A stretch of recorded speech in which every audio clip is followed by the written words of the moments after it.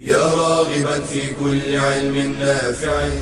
ينمو العلم ويتقدم بتقنياته ومجالاته، ومعه نطور أدواتنا في تقديم العلم الشرعي. أكاديمية زاد أكاديمية ينبوعها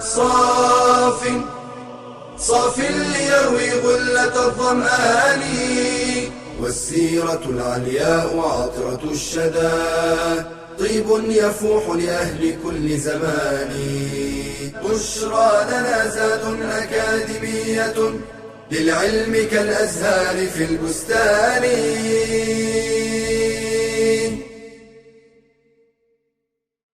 بسم الله الرحمن الرحيم. الحمد لله والصلاة والسلام على رسول الله وآله وصحبه ومن اهتدى بهداه.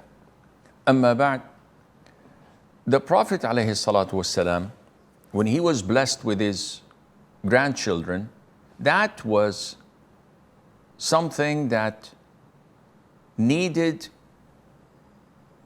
to teach the ummah how to deal with such newcomers to the family.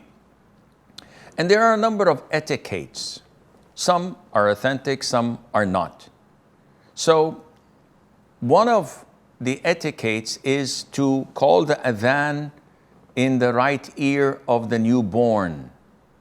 And there is a hadith that Abu Rafi' reported, may Allah be pleased with him, but this hadith is not authentic according to the most authentic opinion of scholars, though it's an issue of dispute. I'm personally inclined that the adhan is not an authentic thing or a sunnah to do. You guys and girls, according to their textbook, you have to follow when answering the questions that it is part of the etiquettes. Why? A great deal of scholars believe that this is something from the Sunnah. And some of them authenticate the hadith. However, other scholars like Shaykh Al-Albani and others regard the hadith as weak, and this is what I am personally inclined to. It is even worse when some say that the reason for this adhan is that when a person dies and we offer the funeral prayer, we don't give adhan. Why we don't give adhan for this prayer? Because the adhan was given when he was born. And this is, of course, not from the sunnah. Some people even give the iqamah on the left ear. Of course, when you want to follow this sunnah, because some scholars say, even if the hadith is weak, it is in fada'il al-a'mal. It's something that is not related to aqidah, it's not related to essential halal or haram things. So it is according to the virtues of good deeds. So there's no harm in doing it. Even those who say that it is part of the etiquette in sunnah, nobody says you shout in the ears of the newborn. You just whisper the adhan, Allahu Akbar, Allahu Akbar, Allahu Akbar, Allahu Akbar, and so forth. Among the sunnahs is also to do what is known as Tahneek. What is Tahneek? Tahneek is the moment a child is born, the sunnah was to bring it to the Prophet ﷺ, so the Prophet would bless them and do the process of tahneek, which is to bite a very tiny small, or to chew a very tiny small piece of date until it is almost moist and liquid-like. And then you take that from your mouth and you massage the upper part of the throat or the mouth of the newborn. So it is with dates. And the scholars today, the doctors say, this helps a lot a newborn to go into his system due to the glucose deficiency in the body, which sometimes may lead to this stopping of breathing, the loosening of the muscles, rejecting, suckling milk, and blueness in the skin. All of this is avoided with the grace of Allah. And after that, with this sunnah. And should it be the Prophet? Because we don't have the Prophet nowadays, Assam. Some say it should be some of the righteous scholars of your time. And the most authentic opinion is the parents, one of them would do.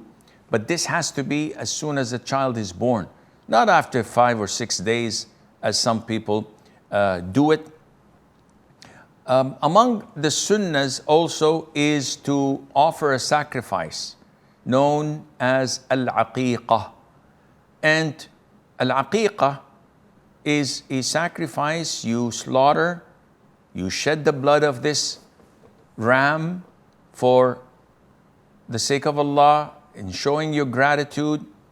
The sunnah is to slaughter 2 rams for a baby boy or 1 ram for a baby girl.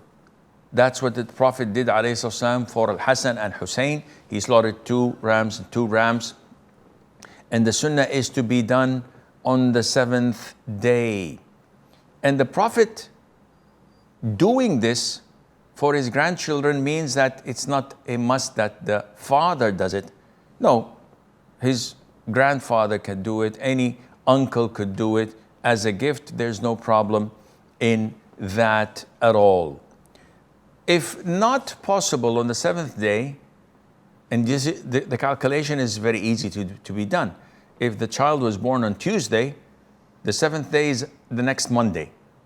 If it was born on a Friday, the 7th day would be next Thursday, a day earlier. That's the 7th day. So this is a sunnah to be done on the 7th day. Sometimes it's not feasible to do it on the 7th day. Some scholars say, then do it on the 14th or the 21st. So the multiplication of 7. And there is no authentic hadith backing it up, but this is what some imams used to recommend, such as Imam Ahmad and others. And if not possible, you could do it any day that you can. What to do with the meat? It's preferable that you do exactly what you do with the udhiyah. 1/3 you eat, 1/3 you give as a gift, 1/3 you give as a charity. But if you cook the whole thing and invite friends and relatives, this is also permissible, because the sacrifice is only to shed blood for the sake of Allah. Part of the etiquette is to name the child, but it is to be named on the 7th day, and also can be named on the same day of the birth, as the Prophet did with his son Ibrahim. But if you delay that on the 7th day, that would be fine, and it's not a big issue at all. Also to choose good names, because Ali, when his firstborn was born, he called him Harb, which means war. And the Prophet ﷺ changed that name into Hassan. So the second born, Ali wanted to call him Harb again. And the third born, Muhassin, the same thing, but the Prophet changed all of them because Harb was not a decent, good name. So he changed it into Hassan, Hussein, and to Muhassin. And this is an indication that it is the responsibility of the father to give his child a good, beautiful name.